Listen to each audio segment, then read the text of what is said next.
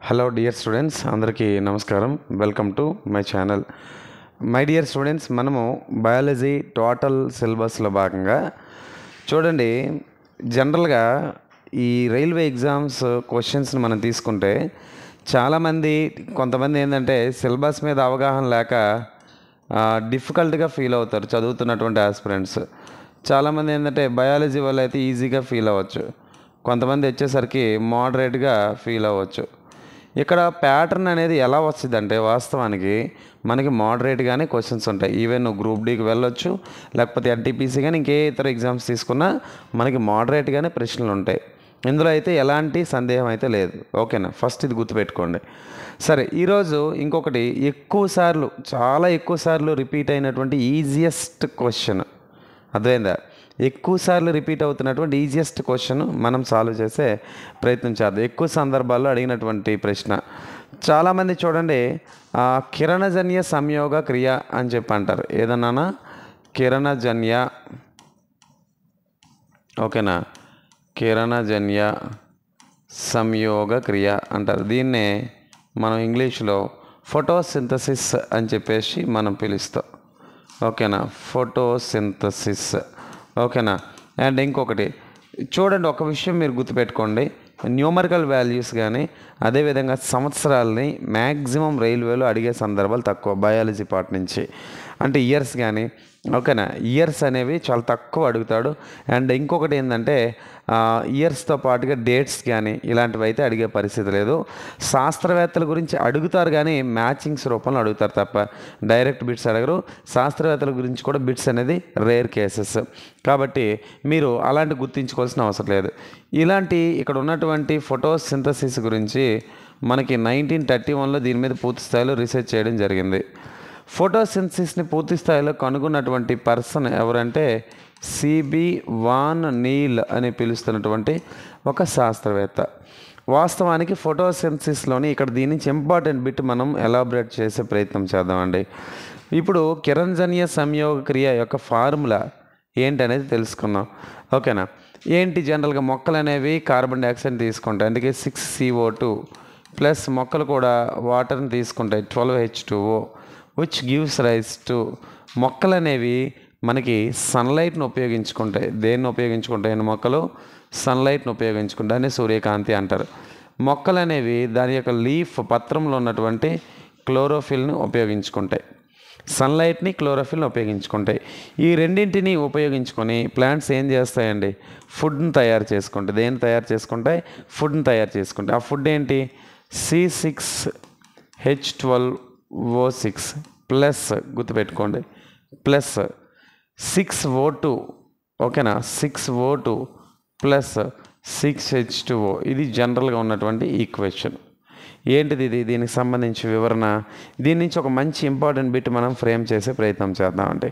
ఏంటిది చూడండి, కిరణజన్య సంయోగ క్రియ జరగడానికి కావలసినటువంటి రా మెటీరియల్స్, ముడి పదార్థాలు ఏవి అని అడిగితే, ఇప్పుడు చూడండి ఈక్వేషన్కి ఇటువైపు ఇప్పుడు దీని యొక్క రిజల్టే కదా ఇటువైపు నేను తయారు చేసినటువంటి ఈక్వేషన్లోని, అంతే కదా దీని యొక్క రిజల్ట్. ఫర్ ఎగ్జాంపుల్ చూడండి, 6CO2 ప్లస్ 12H2O అన్నాను. ఈ రెండింటి యొక్క ఫలితమే కదా ఇవి ఏర్పడింది, అంతే కదా, ఈ రెండింటి యొక్క ఫలితమే కదా ఏర్పడ్డాయి. అందుకే చూడండి, ఇక్కడ CO2, ఇక్కడ H2O. ఓకేనా, CO2 H2O అనేది ఏదైతే ఉందో ఈ రెండింటిని మనం ఏమని పిలుస్తామంటే రా కాంపోనెంట్స్ లేదా రా మెటీరియల్స్ లేదా ముడి పదార్థాలుగా ఉపయోగపడతాయి. ఇంపార్టెంట్, చాలా ఇంపార్టెంట్, కన్ఫ్యూజ్ అవుతారు. రా మెటీరియల్స్ అంటే CO2 ప్లస్ H2O. ఓకేనా, ఇవి. ఇప్పుడు అలా అక్కడ ఫ్యాక్టర్స్ అని అడుగుతాడు. కారకాలు అంటే ఎవరు? సన్లైట్. ఉపయోగపడే కారకాలు గుర్తుపెట్టుకోండి. కిరణజన్య సంయోగ క్రియలో ఫోటోసింథసిస్లో యూజ్ఫుల్ అయ్యే ఫ్యాక్టర్స్ ఏంటిది అంటే సన్లైట్, క్లోరోఫిల్. అలా కాకుండా రా మెటీరియల్స్ అంటే ఈ రెండు ముడి పదార్థాలు. రిజల్ట్ ఏంటి? C6H12O6 అంటే ఇదేంది? ఇది గ్లూకోజే కదా. C6H12O6 అంటే C6H12O6 అంటే ఏంటమ్మా? గ్లూకోజ్, అంతే కదా.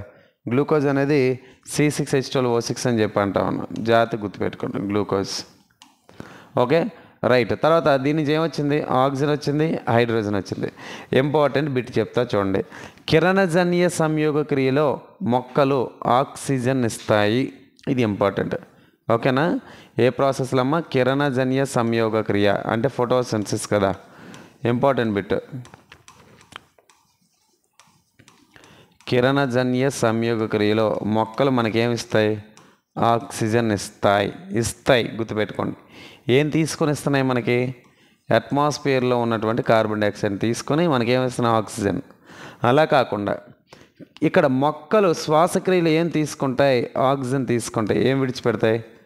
Carbon dioxide విడిచిపెడతాయి. ఈ సిమిలారిటీ అనేది బాగా అంటే చాలామంది కన్ఫ్యూజ్ అవుతారు ఇక్కడ. శ్వాసక్రియలు అయితే ఆక్సిజన్ తీసుకుని కార్బన్ డైఆక్సైడ్ విడిచిపెడతాయి. అర్థమైందా? ఆ విడిచిపెట్టిన కార్బన్ డైఆక్సైడ్ మళ్ళీ కిరణజన్య సంయోగక్రియలో ఉపయోగించుకుంటాయి కూడా. ఓకేనా? సో ఇక్కడ ఈ కంపారిజన్ మీరు తెలియాలి.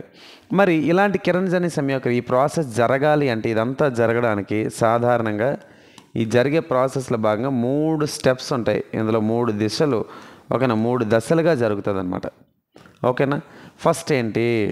కిరణజన్య సంయోగక్రియలో మొక్కలు అనేవి మొదటగా సూర్యకాంతి అంటారు, సన్లైట్. ఓకేనా? సన్లైట్. ఈ సన్లైట్ అనేది ఏంటి?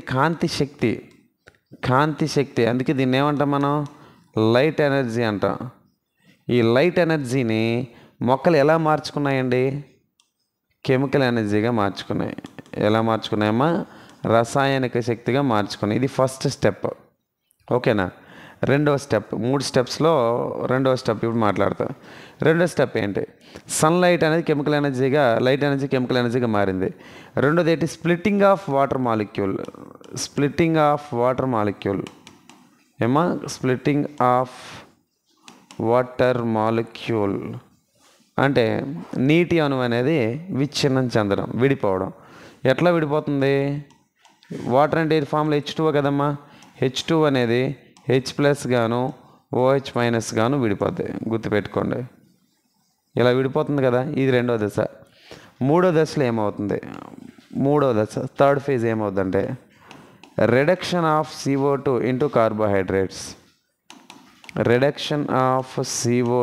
Into carbohydrates. ఓకేనా? అంటే కార్బన్ డైఆక్సైడ్ అనేది క్షయీకరణం చెంది కార్బోహైడ్రేట్స్ ఏర్పరచడం. కిరణజన్య సంయోగక్రియలో ఓకేనా జరిగే దశల సంఖ్య అంటే 3. ఓకేనా? అంటే స్టెప్స్ ఏంటంటే 3. ఈ 3 ఎన్ని దశల్లో జరుగుతాయి? గుర్తుపెట్టుకోండి. ఇక్కడ ఎన్ని పద్ధతుల్లో, దట్ మీన్స్ కరెక్ట్గా చెప్పాలంటే ఎన్ని పద్ధతులు జరుగుతాయి అని అంటే 3 పద్ధతుల్లో జరుగుతుంది.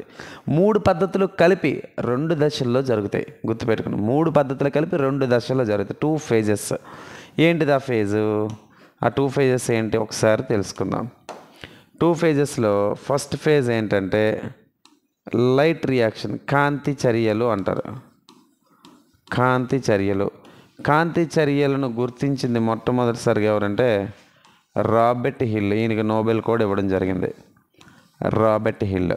కాంతి చర్యలు. రెండోది ఏంటి? నిష్కాంతి చర్యలు. దాన్ని డార్క్ ఫేజ్ అని కూడా అంటాం. ఓకేనా? కాంతి చర్యలు, నిష్కాంతి చర్యలు. ఈ 2 చర్యల్లోనే ఈ 2 దశల్లో ఈ 3 స్టెప్స్ జరిగిపోతాయి. ఫస్ట్ ఈ 2 ఎక్కడ జరుగుతాయి అంటే లైట్ రియాక్షన్. ఏ 2? మొదటి 2. మూడోది ఎక్కడ జరుగుతుంది? డార్క్ రియాక్షన్లో జరుగుతుంది. ఓకేనా? ఈ పాయింట్ బాగా గుర్తుపెట్టుకోండి. ఓకేనా? మరి లాస్ట్ బిట్ క్లోరోప్లాస్ట్ అంటారు. తెలుసా మీకు? క్లోరోప్లాస్ట్ అంటారు. ఓకేనమ్మా? క్లోరోప్లాస్ట్ తెలుగులో ఏమంటారు? హరిత రేణువు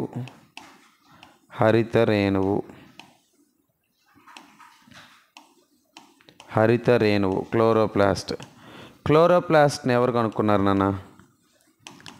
జూలియస్ వాన్ శాక్ అని పిలుస్తున్నటువంటి ఒక శాస్త్రవేత్త.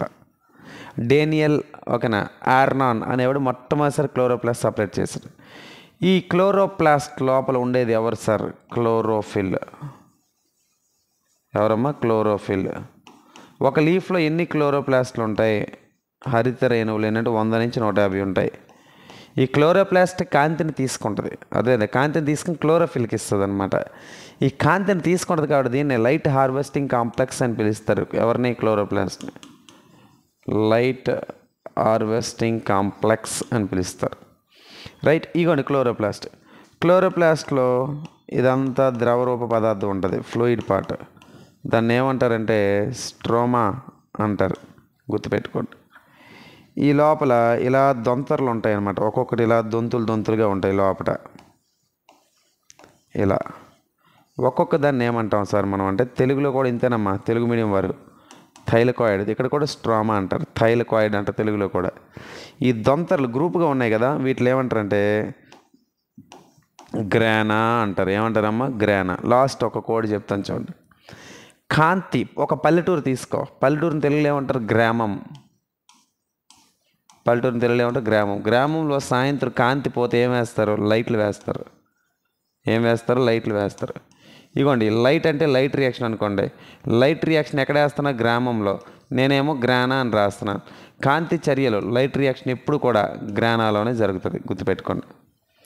నిష్కాంతి చర్యలు, డార్క్ రియాక్షన్స్ ఎప్పుడు కూడా స్ట్రోమాలోనే జరుగుతాయి. ఇది చాలా ఇంపార్టెంట్. అసలు వాస్తవానికి ఇలాంటి బిట్స్ మనం తెలుసుకోవాలి. లైన్ టు లైన్ ఎన్సీఆర్టీ చదువుకొని వెళ్ళిపోతే ఎగ్జామ్లో బిట్ ఎలా అడుగుతాడో మనం చెప్పలేము అనమాట. అర్థమైంది? అంటే textbook with in the text బుకే, కానీ తిప్పి అడుగుతాడు. మీకు అప్పుడు ఏమనిపిస్తుంది? మీరు లైన్ టు లైన్ చదువుకుని వెళ్ళిపోతే బయాలజీ సార్ ఎన్సీఆర్టీ చదువుకోమన్నారు కదా, చదివినా రాలేదంటారన్నమాట. చదివితే వస్తాయి, ఎప్పుడు అప్లికేటివ్గా మనం ఆలోచించాలన్నమాట. ఇలాంటి క్లాసెస్ మీకు పూర్తి స్థాయిలో మీకు ఆన్లైన్ క్లాసెస్ కావాలంటే మీరు 100 రూపీస్ పే చేస్తే చాలు. మీకు బయాలజీ క్లాసెస్ 6th నుంచి ఇంటర్మీడియట్ దాకా ఉన్నటువంటి complete NCERT text book board మీద పెట్టి లైన్ టు లైన్ చెప్పినటువంటి క్లాసెస్ మీరు కావాలంటే ఫ్రీ క్లాసెస్. మీరు పిఆర్ అకాడమీ అని చెప్పి ప్లే స్టోర్లోకి వెళ్ళి యాప్ డౌన్లోడ్ చేయండి. ఈ యాప్లో మీకు స్టోర్ ట్యాబ్లో బయాలజీ 100 రూపాయల కోర్స్ కనిపిస్తుంది. అర్థమైందా? దీని యొక్క డ్యూరేషన్ ఎంత సార్ అంటే 6 నెలల పాటుగా మనం ఇస్తూ ఉన్నాం. 6 నెలల పాటుగా విత్ ప్రాక్టీస్ బిట్స్, చదివిన వెంటనే ఎగ్జామ్ కూడా రాసుకోవడానికి. అర్థమవుతుందా? సో పిఆర్ అకాడమీని యాప్ డౌన్లోడ్ చేసుకుంటే కనుక అందులో మీకు బయాలజీ క్లాసెస్ దొరుకుతాయి. టోటల్ జనరల్ సైన్స్ మీకు కావాలంటే కనుక మీరు 500 రూపీస్తో టోటల్ జనరల్ సైన్స్ అదే యాప్లో మీరు తీసుకోవచ్చు. ఇందులో బయాలజీ ఉంటుంది కాబట్టి అప్పుడు అక్కడ తీసుకోవాల్సిన అవసరం లేదు. 500 రూపీస్ తీస్తున్నాం. ఇది కూడా పిఆర్ అకాడమీ అని చెప్పేసి యాప్ డౌన్లోడ్ చేసుకోండి. ఓకే, దీని లింక్ కూడా కామెంట్ బాక్స్లో ఫస్ట్ కామెంట్లో పెడతాను, మీరు తీసుకోండి. అండ్ మీకు బయాలజీలో ఏ టాపిక్ డౌట్ ఉందో ఆ టాపిక్ పేరు కామెంట్ బాక్స్లో పెట్టండి.